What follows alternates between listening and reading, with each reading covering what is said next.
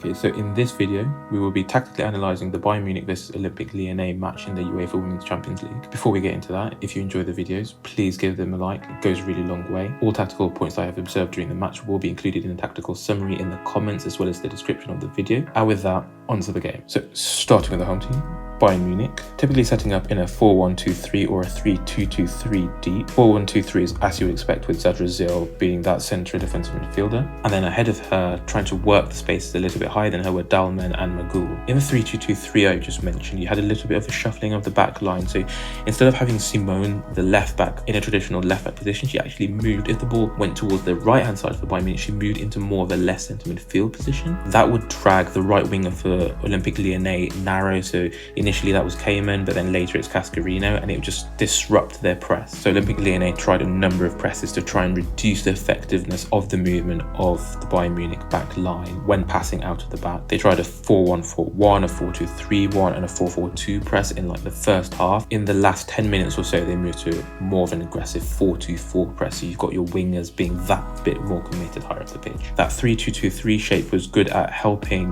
Magull and Dallman being able to pick up spaces between the lines and potentially have more space and time to be able to pick out a good pass going forward. One would say that the Bayern Munich passing out the back as well draws Olympique Lyonnais higher at the pitch and creates a little bit more vulnerability to those balls over the top. This was something they especially did, I'd say, in the second half. And obviously, to try and prevent this, Olympique Lyonnais weren't just sitting back during all this. They did try and press intensely on pass backs. Okay, so this is a good example of Olympique Lyonnais' defensive shape, but then also the movement that we talked about with regards to Simone. So we have Simone here pulling in from her left back position. One could argue that she's also taking a position such that she can also counter press if necessary. But in this specific scenario, she's looking to actually move into this space here so that if Bayern Munich need to pass the ball back into a central space, it doesn't matter the fact that Zadrazil has moved quite far out of position. So this is the next phase of that play. We've got, again, Simone. I just want to really highlight just how tucked in she was as that left centre defensive midfielder, helping Zadrazil, who's just here next to her, in case there is a turnover.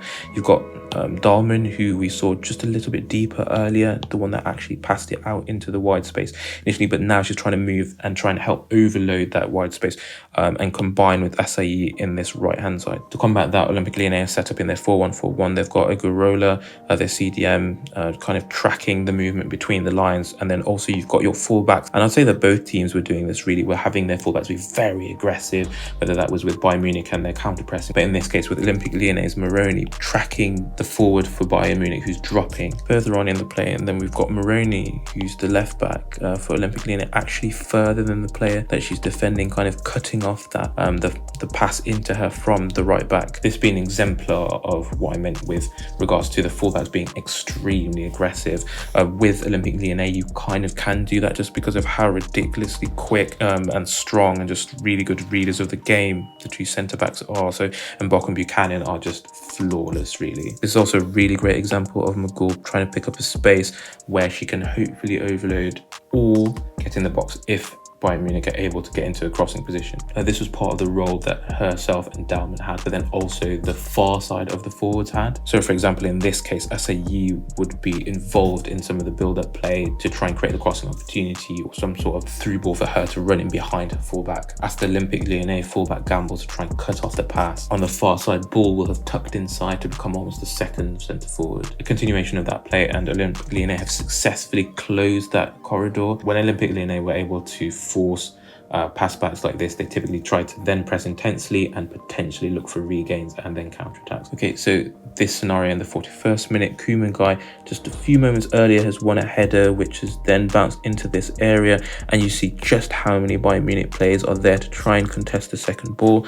You also have here Bull coming inside, so this is meant to be your left winger. This goes back to what I was mentioning earlier about the positioning of the far side forward for Bayern Munich and how they were looking to almost place that second centre forward. Going back to the circled Bayern Munich players in the centre midfield, I think this was really great because it showed how intense they were at trying to recover the ball whenever there was 50-50s or some sort of loose pass. Again, not to sound like a broken record, but Morroni is looking to try and help if she can, rather than take a more conservative position and try and get behind her forward. So this being a slightly alternative way of building out for Bayern Munich, where you have Simone stay at her left back position, and then you've got Magull relatively deep helping Zadrazil to progress the ball from the defenders, whilst Dallman continues her role between the lines, trying to find those pockets of space to try and link the play. Eventually, as the play progresses, then you see Magull move to more of her traditional role, I guess, or traditional position where she's trying to play between the lines.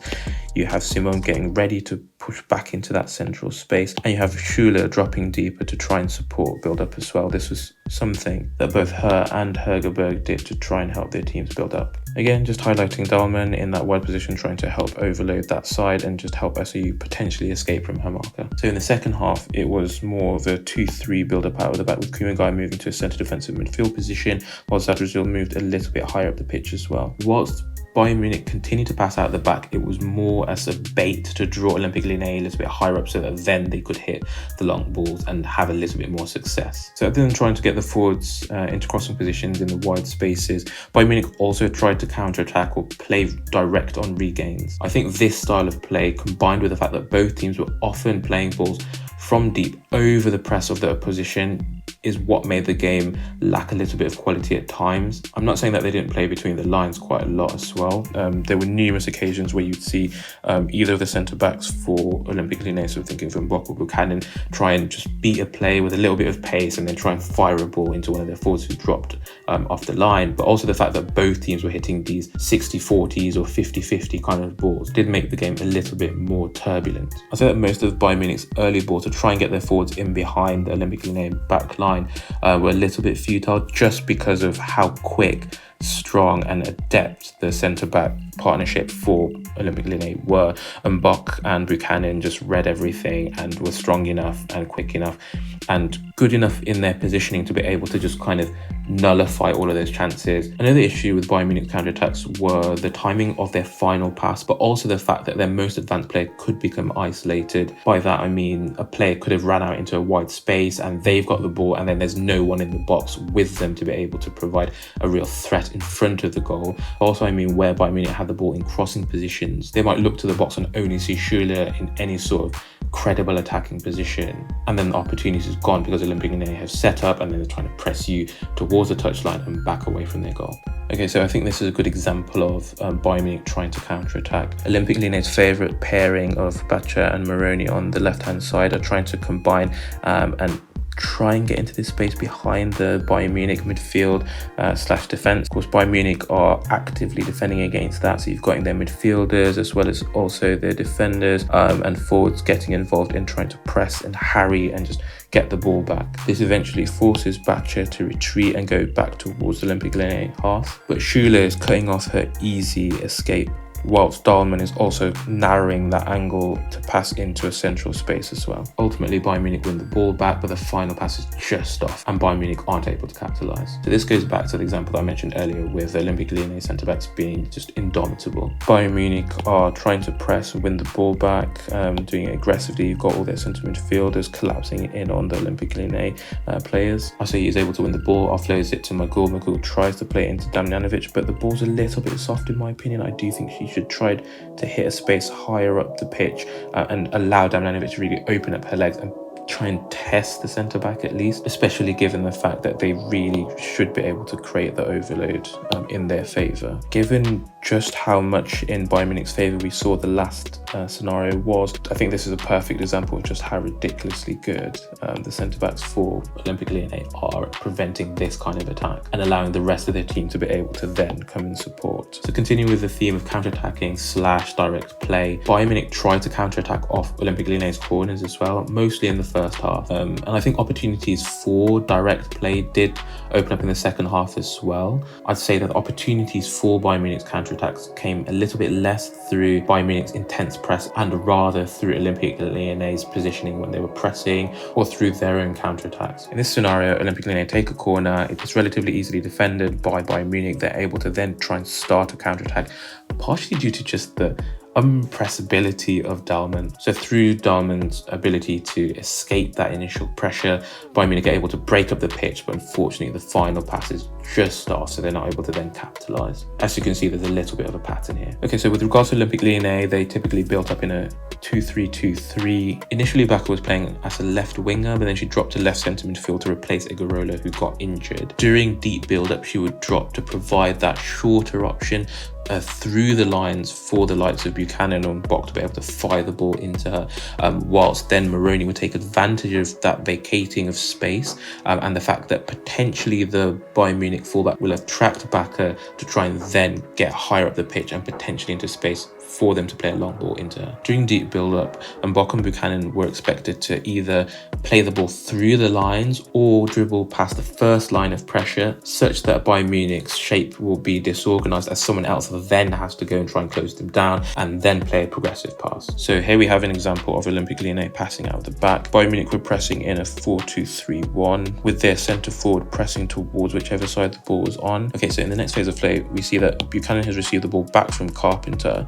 and we see just how much space is now being vacated by the fact that Ball has gone to go and close down her player. Okay, so we've got here Hegerberg, the centre forward, dropping whilst Magull has tracked her, and then taking it all the way back to the beginning of the video. We mentioned that both teams' fullbacks were really aggressive in how they tracked the opposition forwards. Okay, and then continuing with that play, we can see just how persistent Bayern Munich's press and how persistent they are in their tracking here, and the fact that they've kind of forced Hegerberg all the way back into her own defensive third and forced her into playing the ball out to Buchanan, who's then going to launch it higher up the pitch. All the while with Schürrle, the centre forward, still pressuring her. Okay, so this example I include because it shows Olympique Lyonnais' reliance on their centre-backs, passing it out of the back or beating the first line of pressure. I include this example just because it shows Olympique Lyonnais' attempt to use their centre-backs to beat that first line of pressure actually breaking down, not because of the centre-back, but what happens after the centre-back has made their pass. Okay, so you've just had your left-back Morroni do a good job. She's passed it to her opposite centre-back in Buchanan. Buchanan is trying to run out towards that right-hand side to just give herself a little bit of time and her teammates to be able to get in good position so she can pass the ball into them. You've got Back moving to that left centre midfield position, as we said. In the second half, she dropped a little bit deeper due to Egarola being injured. Here we can see Simone trying to be aggressive with her forward. Buchanan's able to get her pass off into the centre midfielders, but they kind of make a hash of it, and now she's kind of exposed because there's so much space centrally for Bayern Munich to be able to try and exploit when they regain the ball. Another point on the Bayern press, they also try to press whenever Olympique Lyonnais had a throw in deep in their own defensive third. So we're talking about narrowing the pitch and generally making it very, very tight in there, and typically they were able to force turnovers. Okay, so Olympique Lyonnais' favourite way of building up was on that left-hand side in the first half. They did switch things up in the second half, but in that first half, they predominantly attacked down that left-hand side, using the combinations of Bacha, Morroni and Macario, and taking advantage of just how fluid those three were in possession. Of course, on top of that, Olympique Lyonnais did try and press as much as they could, but Bayern Munich, as we said, constantly playing over that press, or using their formation to disrupt the press. In this example, we have two of that three. So we have Morroni out on towards the touchline, and then we have Bacha dropping from a higher position, and Macario is just a little bit higher up the pitch over here. Bayern Munich are able to force the pass back out of Bacha into Mbok, and Mbok immediately passes the ball forwards into Macario, who's playing between the lines. A lot of the Bayern Munich players, as we can see, are caught out a little bit by this, just with their momentum or taking them kind of in this direction, whilst the Olympique Lyonnais players are looking to take advantage of that in Macario, but then also in Morroni, who's looking to try and get into that space behind. They were able to exploit that side of the pitch and that kind of movement a number of times during the game and create crossing opportunities from that side. In the second half, there was a little bit more of a reliance on pace and attempts to try and play more directly and with counters, partially due to the change in composition of their team. For example, you have Cascarino on, you have Mallard on, so it makes sense to try and play a quicker game. But they also try to use switches to try and release Cascarino, as well as also Carpenter on that right hand side. So we mentioned that Carpenter in the first half at least was playing relatively conservative, but in the second half she was essentially playing as a right midfielder or right winger, which then allowed at that time Mallard, who was playing right wing, and Cascarino playing left wing. It allowed Mallard to be able to pull inside and just cause a little bit more disruption or confusion for the back line. So here we have Olympique Lyonnais building up out of the back. Buchanan's position was actually really high when she was first passed the ball in this scenario, just showing how comfortable Olympique Lyonnais are with incorporating their centre-backs in that centre midfield kind of area and relying on them to be able to beat that first line of pressure. Next phase of play, and we've got Buchanan trying to wriggle away from her marker and potentially find a pass higher up the pitch. We've got Henri here. She's tightly marked, a player of her quality. We've got Bacha on that left-hand side. Cannon's able to find a little bit of space and pass it into a centre-back partner. And then Bayern Munich, of course, are going to try and press towards that touchline instead. So we can see that here with the movements of SAE as well as also with Dallman. Bayern Munich have really condensed the space and tried to really push Olympique Lyonnais up against that touchline. You can see where Macario is trying to find a little bit of space. She's taking up that duty that Bacha had a little bit earlier on in the game before Aguero got injured. No, I think this is just a really good example of what Olympique Lyonnais were trying in that last maybe 30 minutes or so of the game, where you've got Carpenter being a lot more aggressive in her positioning. She's going to want to get into position higher up the pitch and potentially whip a ball in. Bayern Munich made a number of substitutions at this point and rotated a number of positions. For example, they've moved Kumagai into a centre defensive position at this point, and you've pushed Zadrazil, your CDM, a little bit higher up. So Olympique Lyonnais try and get the ball out into those wide spaces and whip a ball in. And you can see here with the positioning of the centre forwards of Olympique Lyonnais that they're looking to try and take advantage of the aggression of the Bayern Munich fullback to try and then run into the spaces vacated by those defenders. And lastly, I'll say that Olympique Lyonnais corners, especially in the last 10 to 15 minutes of the game, were especially dangerous just because of this wall of bodies that you had that made it exceptionally difficult for Ben Carth, the Bayern Munich goalkeeper, to be able to defend. With that, the next video will be between Manchester City and West Ham. I really hope you'll join us for that. And with that, we're out.